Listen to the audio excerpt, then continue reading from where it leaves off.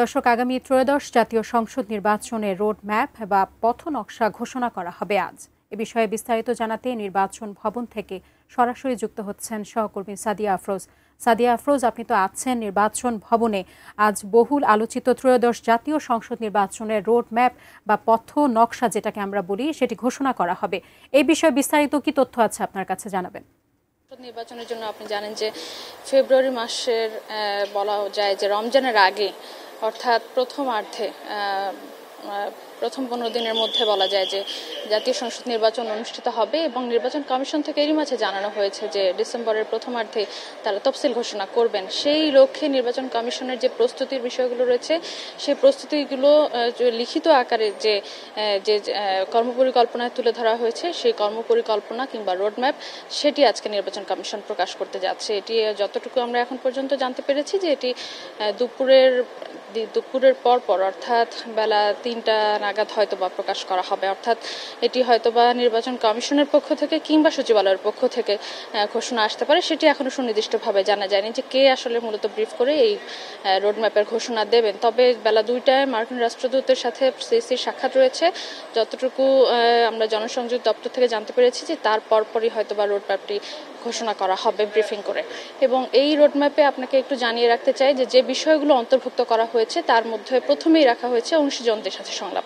সেই অংশীজনদের সাথে সংলাপগুলো মূলত শুরু হচ্ছে সেপ্টেম্বরের শেষ সপ্তাহে। সেপ্টেম্বরের শেষ থেকে শুরু করে অক্টোবর পর্যন্ত পুরো সময়টা জুড়ে এই অংশীজনদের সাথে সংলাপ চলবে। অংশীজনদের সাথে আপনি জানেন যে সবসময় রাজনৈতিক দল সহ গণমাধ্যম ব্যক্তিত্ব, সাংবাদিক এবং দেশি বিদেশি, বিশেষ করে দেশি পর্যবেক্ষক, এবং এবার কিন্তু নতুন করে জুলাই যোদ্ধাদের রাখা হচ্ছে যারা এই সংলাপে অংশ নেবেন।